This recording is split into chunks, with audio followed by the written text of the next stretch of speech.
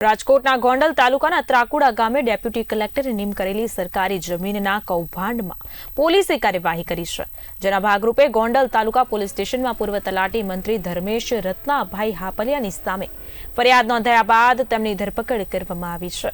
ભારે ચર્ચા જગાવનાર સમગ્ર મામલે હવે કાર્યવાહી શરૂ થયા બાદ કેટલીક નવી ચોંકાવનારી વિગતો ખુલી શકે છે।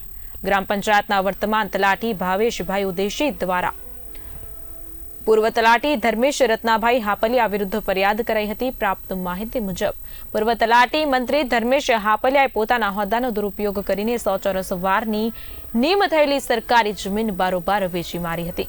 તો નિમ કરેલી જમીન પ્રતિ ચોરસ મીટર રૂપિયા 1100 લેખે કુલ 44 પ્લોટની 6260 ચોરસ મીટર જમીન અંદાજે રૂપિયા 70 લાખમાં વેચી નાખી હતી। ભૂમાફિયા પ્લોટ ધારકોને રૂપિયા 800 થી 900ના વારના ભાવે જમીન વેચી હોવાની વિગતો સામે આવી છે। પ્લોટની જાહેર હરાજી સ્થાનિકો દ્વારા કરવામાં આવી હોવા છતાં તાલુકા વિકાસ અધિકારી, મામલતદાર, ડેપ્યુટી કલેક્ટર સહિતના અધિકારી અજાણ દેખાયા હતા। તો હવે સમગ્ર પ્રકરણમાં તાલુકા પંચાયતના લેટરપેડ, સિક્કા સહિતના ઉપયોગમાં તપાસ શરૂ થઈ શકે છે।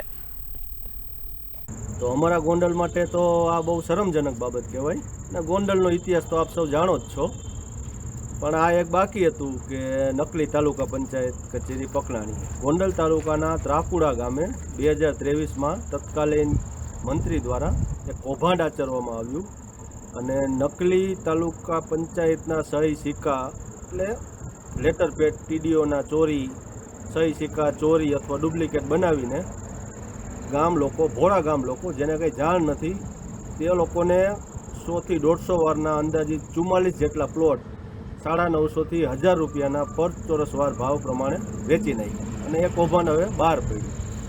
તો કહેવાનો મતલબ એ છે કે કૌભાંડ થયું એને અંદાજિત 1.5-2 વર્ષ થયું અને આજના ન્યૂઝમાં એવું પણ આવેલું છે કે અત્યારના હાલના જે ટીડીઓ છે તેમને આ કૌભાંડની જાણ હતી અને તલાટી મંત્રીની એવી વાત છે કે તલાટી મંત્રી આમાં મુખ્ય રોલ છે, પરંતુ ફક્ત એક તલાટી મંત્રીથી અવળું મોટું કૌભાંડ શક્ય નથી।